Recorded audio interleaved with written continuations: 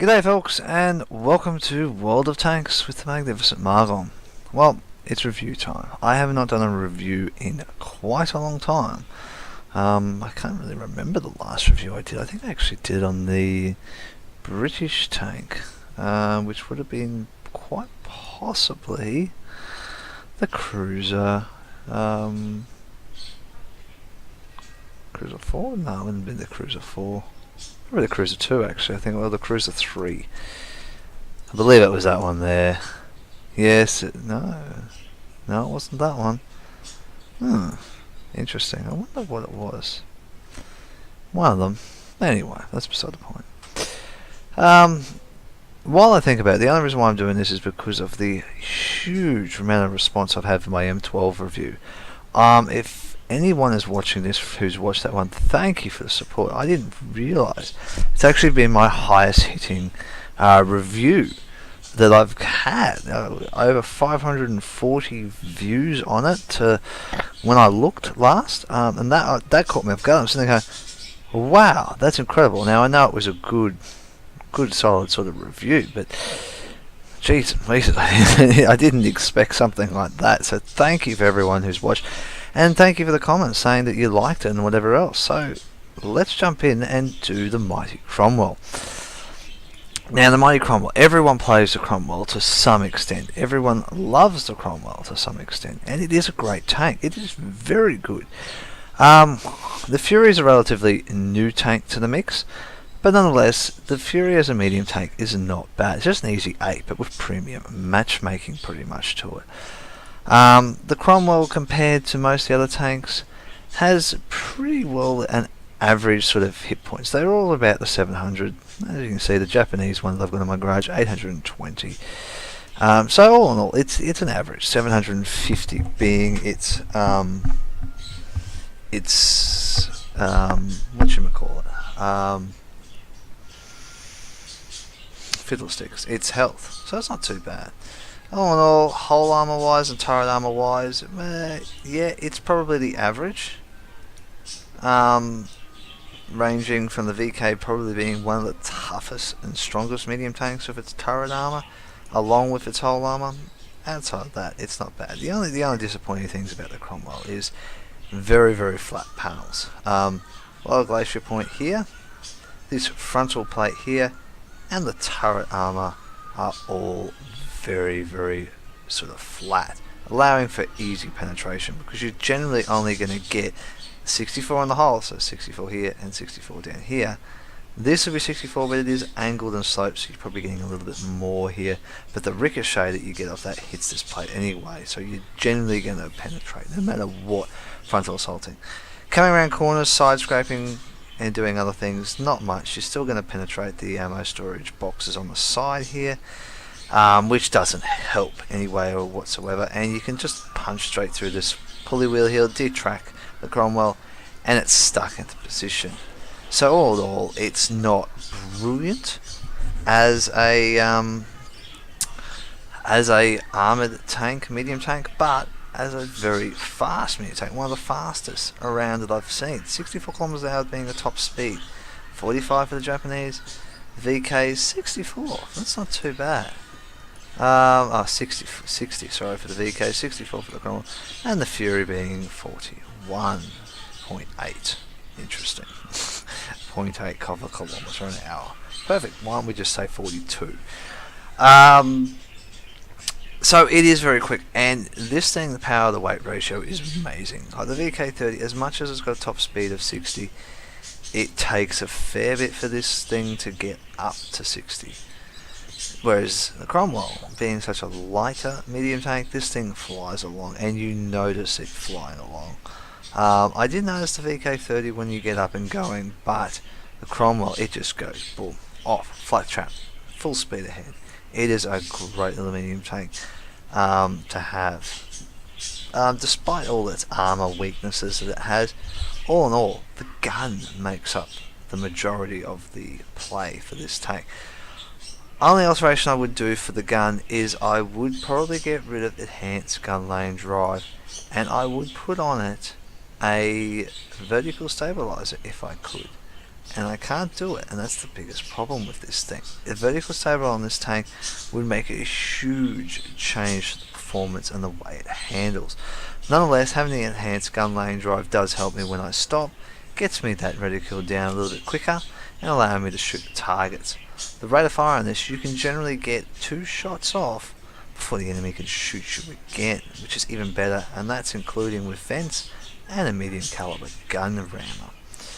Now, the gun itself, the Tier 6 75mm Vickers HV, has an average penetration of 45 and average damage of 135. Now, if we actually pull up the same gun, the 45mm Mark V, it's only got 91 penetration, 110 damage. I've played with this gun on this tank. Hell, it was the biggest struggle I've ever had. You just sit there going, come on, I know I can hit this thing, but it won't do damage. As soon as I got the 75mm Vicker on here, and I just said screw it, and I don't think I had this gun unlocked. I'm not sure. I don't think the Vickers is actually on any other one. It could quite possibly be on the Churchill. It is. I don't know why I think I did it just to try it out and realised that it is tough, and then went straight back to a 75mm Vicker. So I've had this tank pretty well unlocked from the word go, which is amazing. That's the advantage when you play different countries and you unlock more and more tanks. It actually will unlock the modulars and tanks. When you go back and play other lines and stuff, a lot of the stuff transfers across, making it a hell of a lot easier to actually level these tanks up. It's just a struggle when you do your first run through. Once you've done your first run, it gets easier. Second run, easier. Third run, you just sit there going, wow, why is this so fast? It's taking me longer to grind up to get the next tank than it is to do anything else now. And that's the biggest things you've got to keep in mind. The more you play, the more tanks you unlock, the more modulars you unlock, the easier it is to get better things. Now, I've enjoyed the Cromwell, and I think it deserves a decent review, and that's what I'm going to try and give it. I'm going to try and give it the best review I can, 48 being the traverse speed. If we have a look at the other ones, 38 for the Fury, VK30 is 28, and the Cheat 2 is 36. So a very fast traverse speed on this, and most British tanks do have very fast traverse speed for its turret. Traverse speed in turning 38 compared to 28 on the VK30 compared to 30 on the G2 and 45 on the Fury. So the Fury comes off better in the traverse speed for the whole tank. But as I said before, the turret traverse speed is so much slower that realistically you'd be turning this thing and turning this thing, and your turrets would probably be very close to turning at the same rate. The only difference is Fury gets premium matchmaking, so generally you don't see much else over tier sort of 7. I haven't had a tier 8 battle yet, so it's probably tier 7 is as high as it actually goes. Cromwell, however, I have versed a lot of tier 8s, and it's very frustrating at times, but this thing with the penetration of the gun does help. As you can see, I've kept my crew on this tank. I have actually unlocked the Comet. If I can pull this up correctly, untick that one. I have got the Comet. And I started a brand new crew on the Comet. The other thing I would change to is the Commander. I should have put Recon on the Commander as his skill, not Repairs. I don't know why I did that. I think I was just quickly choosing, and I probably pushed the wrong button that day.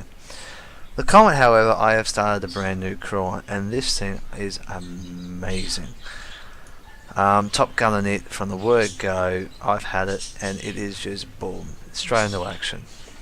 Did over 1,000 damage in my first 2 battles I've played on this thing, and I have enjoyed every second of it. And I think this is going to be one of those fun tanks too that I probably will keep, because it is a very good tank. But this is about the Cromwell, not the Comet. Outside of that, guys, look, this tank is a mean machine. In the right hands, you can do very well with this tank. I've only got a Mastery Badge 2. I was hoping to be able to get an Ace Tanker, but I never got my Ace Tanker on this thing. I didn't even get a Mastery Badge 1. And I had some amazing battles. I really worked hard with this tank.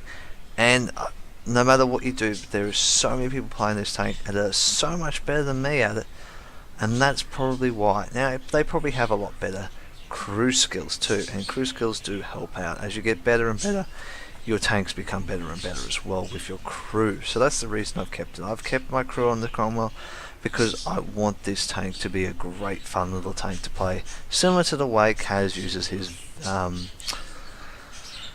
T-34-85, which is the Russian medium tank at tier 6. He is amazing at. He has got, I think, his second mark of excellence on that tank, and he plays phenomenally well with it, and he's using it pretty well as a stat buffer at the moment, because it's basically unlocking, well, not unlocking, but it's basically just jumping leaps and bounds for him, and it's taken him over to a over 1,000 efficiency, whereas I'm still sitting about the 800, which is about average, which is about where I sit, even though I do nearly 1,000 damage most battles. I'm still sitting at about 800 because I do play a lot of low tier tanks, and I don't get those big high damage rolls that I should be getting. That should change soon. I've got a hell of a lot of tier 9s and tier 7s and 8s coming through the ranks at the moment. So I think that's enough about this. Let's jump in. I've got 3 battles for you today that I feel really demonstrates what this tank is all about. So let's go over and have a look at those right now.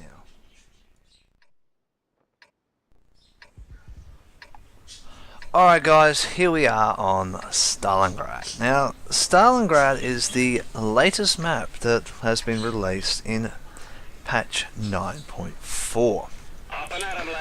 Now, I hadn't played this map until pretty well this day that I've actually played, and I played a hell of a lot on it. I think it was just the matchmaking decided that it wanted to just go, let's do Stalingrad today, let's make a big Stalingrad map day, and I played a lot of battles on it. But this is one of the ones I actually played by myself without Kaz.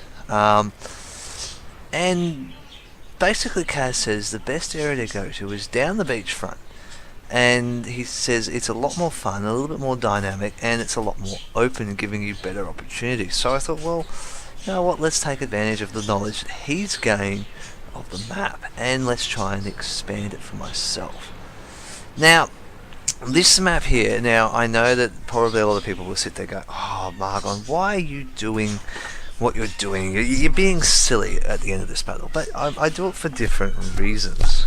I do what I have to do to win.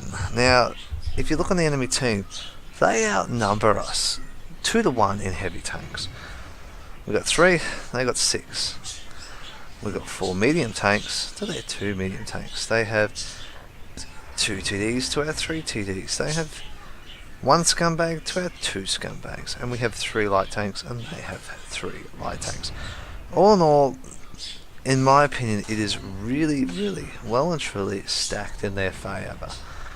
They probably do have a lot of very good players. Now, we've all taken up our defensive positions. Now, this is very common on this map. If I pause it, as you can see, you've got a lot of the tanks over the far side there, that way, all spread out in different areas, spotting different points. The Chi-2's looking out across to here. The Bert, well, he's not really spotting, but he technically is spotting. He probably sees it about here. The IS-6 is sort of half-heartedly waiting in a position of 2 pounds, and the rest of the tanks are all up here, ready. Now, I haven't played anywhere up here yet, but to what I've seen, this area on the map is just full of action, and I really do feel that at some point I need to get up there and drive around it, just to explore it and to learn more about it. Now, this is a beautiful map. If you just have a look around it, like Wargaming, you've done amazing on this map. Like the fire inside the building, the smoke haze, it just looks brilliant. Let's take the picture down. Look at it. Like, it's just incredibly detailed. They have just done so well. Like, it just goes and shines constantly, and it's brilliant the way it does. Now, I've snuck up to here. just to sort of get a few little sneaky spots and shots. That's basically what I'm doing at the moment, trying to nut out the thing, and I'm being very cautious because I don't want to take too many big risks. Except now is the perfect opportunity for me to sort of take a few risks to help out my tanks and my buddies conceal and lock down this side of the map. Now, most of the heavy tanks have been spotted on the other flank, which is good for us. It is brilliant for us. It gives us more opportunities to secure this flank, and I'm still Nancy-pantsing around waiting. I see the Chaffee's here, and I know he hasn't spotted me. Hopefully he pops out, which I believe he does pop out, giving me the opportunity to shoot him. Sort of waiting in between the center of the building just to see. There he is. Hello. Boom. And I pull back, make sure he doesn't get a shot on me, which he hasn't done. A little bit of a glitch there. And I wait again. Come on, Chaffee. I want to dance with you. But then I look at the other flank and go, okay, the other flank has really fallen. We haven't moved fast enough on this flank. And I'm pretty sure all the heavy tanks are pushing up. So I'm waiting for this Chaffee to show himself to me. The VK30P spot him, he's going down. It's time to move. It is time to get over there, help him out as much as I can, keep the VK30P alive, drive around, lock down this Chaffee, and take him out. And this is where the game changes. This is where it becomes see who can rush it first. As you can see, auto locking onto the target, right mouse button click, saves me having to try and aim on the move. It's already doing it for me, and I just have to keep driving. I did sort of indecisively want to wiggle around just in case the scumbag was firing on my position, just to confuse him a bit, make him think about, like, look at those clouds in the background. That is amazing. Beautiful water out to the sea, bit of smoke caves out there and everything else. It's just amazing. They've done well with this map. And as I looked at the map, I went, wow, I've got to get up here, power sliding up the hill slightly, and well, I have to basically try and get into the cap area. This is where I've thought, nah, time to cap. It's time to get out of here. Get this cap going. We have to get cap points on the board. While all the other heavies are tight with the IS-6, the AMX 5100 is playing around with the Burt. Is it the Burts? Yeah, the two Burts.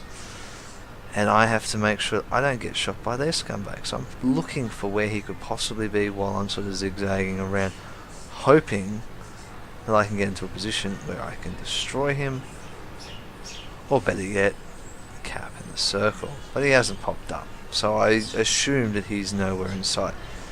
The KV-85 started capping, and this is where I go, we need to cap.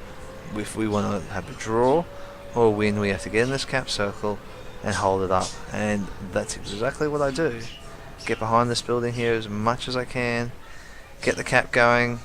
Now we're in front in cap points, 43 seconds to go, and it's all down to now crossing our fingers that the IS-6 does not make it back. Now the IS-6 is a very quick tank. He has got probably the best chance of getting back out of all the tanks. The M43 probably could have spotted us, and I assume that he's probably up somewhere in the A2 area, or he's moved up with his team and now is focusing his attention to the circle to try and shoot something. There's the IS-6. He's been spotted. I believe it's quite possible that Cheat 2 has spotted him, but unless there's the victory stolen from the clutches of defeat there, and there's no denying, if we had to verse those 6 heavy tanks, we would have lost this match. And this is why I look at the Cromwell as a very, very good tank. We've been able to use its speed to its advantage, use a little bit of tactics, get some loser points, and cap out before the heavy tanks and the other team could do anything about it, and stole the victory. In my opinion, capping out like that was the best decision you can make. Had one tomato player, I'm a yellow player, so a lemon, and it's 3 oranges on my team. All in all, we could have probably held them back with the SU-152 with its very powerful TD gun, The two Berts, well, one Bert would probably die, the other Bert's come across to us. So it would have been a Chi-2, myself, and we're both very healthy tanks, but we'd have a scumbag bearing down us, too many heavy tanks, and we would have lost it. So we stole the victory and won this battle, and that is why I enjoy the Cromwell. For one reason, it's quick enough to be able to do things. It's quick enough that I could have got back to the cap if I had to and reset it, if need be, probably sacrificing my tank. But in this instance, I didn't have to do that. Take you over to the second match now for this review, and it's a little bit more to your taste, to the way I see it. Alright, battle number 2. Now this is a little bit more of an action-packed one. As you can see, I'm in a tier 8 battle. Could be fairly interesting, and I was very concerned about going into this battle because I thought, I've got to be very conservative about the way I play and not get into a position where I'm exposing myself too much to my enemies, but able to actually do the right amount of damage and dispose of the enemies in the right way. Usually, as usual I should say, not usually, come down my normal beach area as I've been instructed to by Kaz, wiggling into position, getting into my spotting position from this side. I don't actually know what I'm doing here. I think I sat back a bit. I sat back a bit further on this one. I didn't want to be up at those pillars there just because I was concerned I might get shot. So if I sit back just a little bit further than normal, wait to get some reinforcements, and then make a decision on what needs to do. Now, as you can see, everyone else has not gone up as aggressive in this map. They've all sort of sat back a little bit further. Now, we have got a couple of platoons in this battle on our side, and only one platoon on the enemy side. Now, this is sort of interesting. Now, as you can see, the 8.8 has already taken the first kill. We've wiped out the Leopard, which is understandable. You wouldn't expect anything different from a tier 8 premium tank. It's scary, that tank at times. But it's a very good tank too. Now, I see the STA-1, I see the T-44 coming up that beachfront. They're coming up hard and fast when I'm watching the map. And I am and are what I'm going to do. I see the Ferdinands going up.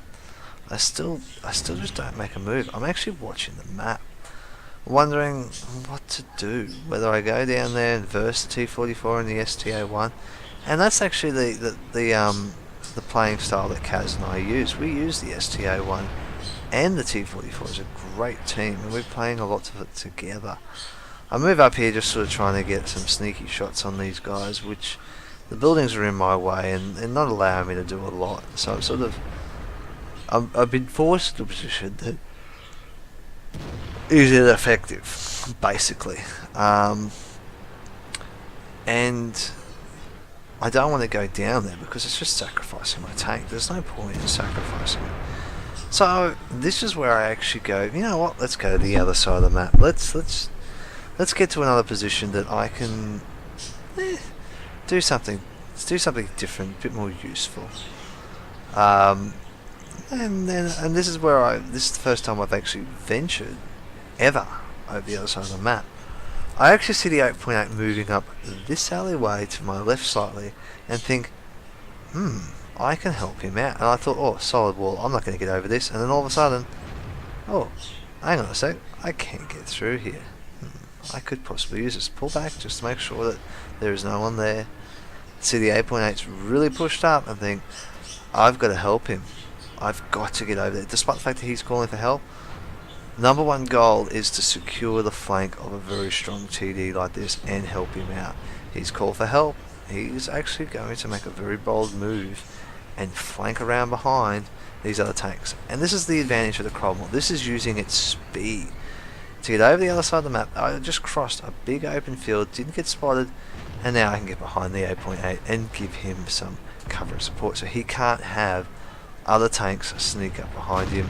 I'm here to cover him, and he's here to cover me. And that's the great thing, I still haven't been spotted, so no one knows I'm actually here. Except for this object, he is about to learn that I'm here. When I go, hello, he's fired on me, I've fired on him. I've loaded up premium rounds going, this is what I need. I need to have some premium rounds locked in, because I've got to make sure that I don't do anything silly. Change the direction of my assault, come round again behind him, use the 8.8 as cover. KV2 comes and plants a good one into him. I come driving up, fire in and detrack him. That's okay, he's been detracked, which holds him in position. Here comes the IS, plant one through the IS, wait a few more seconds. IS is not even looking at me. I've got a wall between me and the KV2. I'll take out the IS and keep the other guy covered. Now I can come up here, plant some nice ones into that one, come around, shoot the Centurion, help out the 8.8. And this is the great thing about this tank. Beautiful tank, working very closely with an 8.8 and keeping him protected while he goes up and smashes the enemy team. And this is why I love this tank. The speed on this thing, the supportive role you can play, the aggressive mode you can play, and the stealing of a victory you can play is brilliant in this tank. And this is how I love to play this tank. Now that I've helped out that 8.8 and everything seems to be secured, there's only a scumbag left now. I can go scumbag hunting. So I can break away from the rest of the group. I go flying down the back side of the map and continue on my journey to find the scumbag. I've loaded up a HE ready to actually nail him if I find him, and hopefully I can do some serious damage. So I come back to my hole I found that I can go through before, launch my tank over on a terrible angle, damage my track and use a large repair kit to heal myself, to get myself going again. I thought, you know what, 20,000, who cares? Let's just keep going. It's 20,000. Kill the scumbag. Let's take it out. So I continue on my journey for scumbag hunting and then realise you can't cross the walls from the field side. Well, that's just very disappointing. There's a scumbag. He's been found. That's the way it goes. There's not much else you can do about it. Anyway guys, let's jump over into the final battle for this review. Okay guys, Caraval. Caraval was the one of the newest maps introduced in the game other than Stalingrad, which is 9.4s. I think this was released in 9.3, 9.2, something like that. So it's still a relatively new map, but it's beautiful in its design, concept and layout as well. Nonetheless, basically this battle is one of those defining battles that really made me enjoy this tank and have some laughs and some really good fun in it. And you can see Kaz and I are both together on this battle. These are leading up to some of the final battles we actually played, these ones. I'm really sorry about before, I hit the wrong button and I stopped recording. I had to do a bit of editing. Both Kaz has said to me, let's go down and let's watch this center area and wait for action to happen around the center ring. Now we are quite quick enough to be light tanks, so sitting in the center ring area is fine. It works quite well for us, and we're quick enough that we can pull back and get away, reposition and all the other things. I'm pretty sure Kaz actually wears a shot fairly soon and goes, oh, there's an ELC down there, because his thinger actually traces the shot that comes in. So we do get, he gives us all a pre-warning of basically what's to come, and that's great. That lets us know what's in the position, how safe we really are, and all that sort of other mumbo jumbo stuff. So we're sort of waiting for this VK30D to play. I was just thinking, let's wait, he might come out, come on, reverse out, let me take a shot at you, come on. Next thing you know, the ELC does pop up. So any second now, he should pop up. There he is, he's been spotted.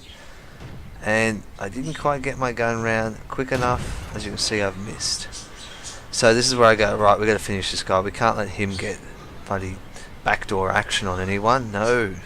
We know what ELCs are like. You've got to get rid of the ELC. We love our ELC. We can't let anyone else have ELC fun. Come around the corner, I plant a shot into him. Plant another shot, and I ram him for the final shot. Take one shot from the... Well, what is it?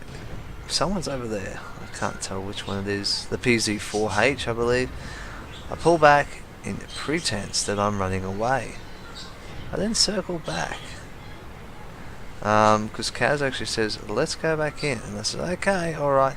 I've informed him I'm in position, I'm in pursuit behind him. Thought I could snipe through the gap, but I didn't. So I push up.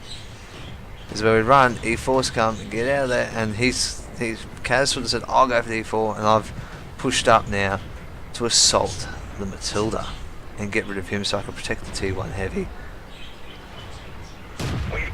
I haven't auto-locked till now. I've got to get rid of this Matilda. He is dangerous. Hellcat's missed me, I've taken the Matilda out. So the Kaz, you alright with that E4? And he's going, yeah, I'm fine. Deal with your Hellcat. So now it's time for me to deal with the Hellcat. He's fired and missed again. I push up. Kaz is like, let's do this, let's get through. Okay, he's made the call. There's another one. I hold him up, I stop him from moving. My shot bounced and I've just got smashed. It's been killed. Let's get out of here, Kaz has said. Let's move. We've got the E4 coming behind us. So I've gone, no probs. I'm running. I've been hit hard in the engine. Keep moving. Use the speed of the tank. Get away. Get ready for another assault. This is where I've said to him, I've got 171 hit points. Kaz has actually said, okay, I'm a bit more healthier. I'll go up the front now.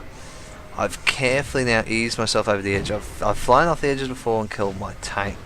I've warned him, I'm a bit far behind. He says, let's get this VK30, let's take him out. I'm moving up on the VK30. Permissions to engage, detract him. So I pull up and stop, do a shot, fire again, and he's dead. Kaz has got the kill. That's 2 for 2. And now we've just got to get ourselves nice and peacefully and secure. The E4's coming. I come up the hill here. I stop. I wear a shot from that PZ4 and the E4 comes over the top and finishes me off. And there's nothing I could do. I could see that coming and it was just a damn shame. And that's the way it is. The E4 just knew that we were dangerous. Kaz got taken out as well. And that was basically all she wrote. The battle played on for a few more seconds. But we knew we secured this very well, both of us. Bit concerned though, this T14 coming around the corner, we're sitting there going, side scrape dude, side scrape, what are you doing? Hello? Side scrape? Oh my god. No. No. Okay, PZ's been taken out. Come on, T14. No, don't hit the ground. No. No. Ooh. Okay, this is it. This is the victory.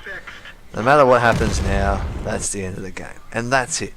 Guys, this is what the Cromwell is. The Cromwell is a fast pack, medium tank, wolf pack machine. I did 1300 damage in this battle. Can't remember what it was in the rest of the battles. But I have enjoyed this tank. And it's had its ups, it's had its downs. But it's at this stage now where I just sit here and go, wow. Wow, wow, wow, wow, wow. This tank really is a mean tank and I can't wait to play more battles in it down the track once I've finished grinding up the tanks that I really want to get and really want to achieve. And it's brilliant. This tank is a monster. It is brilliant and I love it all the way through. Guys, look, I hope you enjoyed these videos, these gameplays that I've put up for you. They show the dynamic of the tank, the different roles the tank can play, being a support role, being a aggressive assaults mode one, along with also being the sneaky little spy that goes in there and gets the wussy cap points, or the loser points as it's known as well. But that's how you win.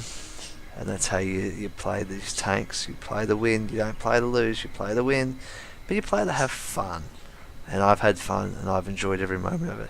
And I will continue to have fun and enjoy every moment of it. Outside of that, guys, look, enjoy whatever you do. I hope you've enjoyed this review on the Cromwell, the mighty Cromwell. Outside of that, happy hunting. Say hello on those battlefields, and I will see you on those battlefields.